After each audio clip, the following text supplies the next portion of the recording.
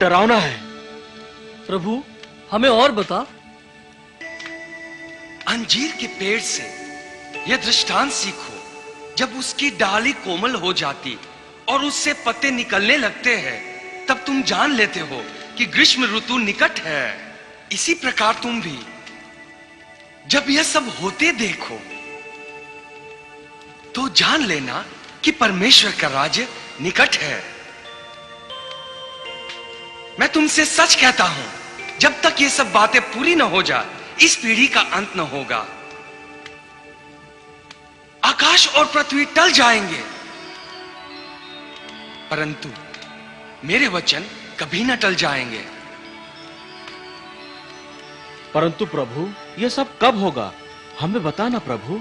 हाँ बताना। उस दिन और उस घड़ी के विषय में कोई नहीं जानता, न स्वर्ग के दूत, न पुत्र, परंतु केवल पिता। जैसे नूह के दिन थे, वैसे ही मनुष्य के पुत्र का आना भी होगा। क्योंकि जैसे जल प्रलय के पहले के दिनों में, जिस दिन तक कि नूह जहाज पर न चढ़ा, उस दिन तक लोग खाते पीते थे और उनमें ब्याह शादी होती थी। और जब तक जल प्रलय आकर उन सबको बहा न ले गया, तब तक उनको कुछ भी मालूम न पड़ा। वैसे ही मनुष्य के पुत्र का आना भी होगा। उस समय दो जन खेत में होंगे, एक ले लिया जाएगा और दूसरा छोड़ दिया जाएगा। दो स्त्रियां चक्की पीसती रहेगी, एक ले ली जाएगी और दूसरी छोड़ दी जाएगी।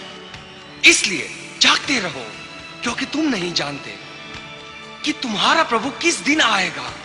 परंतु यह जान लो कि यदि घर का स्वामी जानता होता कि चोर किस पहर आएगा, तो जागता रहता और अपने घर में सेंध लगने न देता। इसलिए तुम भी तैयार रहो, क्योंकि जिस घड़ी के विषय में तुम सोचते भी नहीं हो, उसी घड़ी मनुष्य का पुत्र आ जाएगा। देखो, जागते और प्रार्थना करते रहो, क्योंकि तुम नहीं जानते कि वह समय कब आएगा। इसलिए जागते रहो, क्योंकि तुम नहीं जानते कि घर का स्वामी कब आएगा, सांझ को या आधी रात को, या मूर्ख के बांग देने के समय, या भोर को। ऐसा न हो कि वह अचानक आकर तुम्हें सोते पाए। और जो मैं तुमसे कहता हूं, वही सबसे कहता हूं, जागते रहो, जागते रहो। इसलिए सावधान रहो।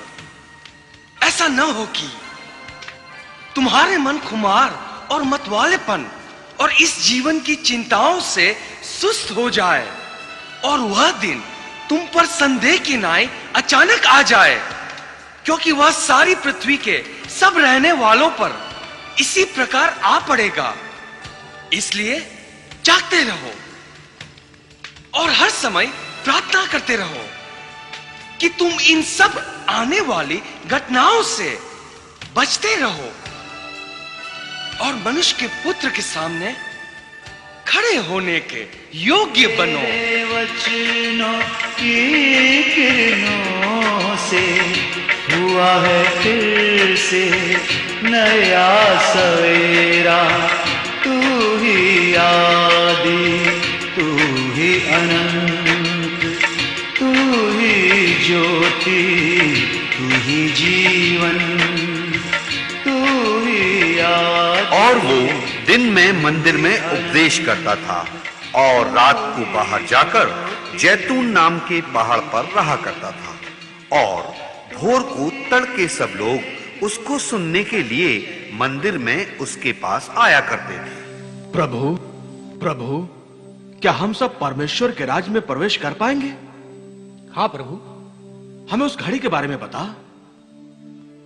तब स्वर्ग का राज्य उन 10 कुंवारियों के समान होगा, जो अपनी मशालें लेकर दूल्हे से भेंट करने को निकली।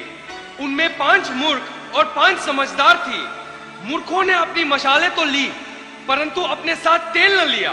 परंतु समझदारों ने अपनी मशालों के साथ अपनी कुपियों में तेल भी भर लिया। जब दूल्हे के आने में देर हुई, तो वे सब ऊँघने लगी और सो गई। आधी रात को धूम मची कि देखो, दुल्हा आ रहा है।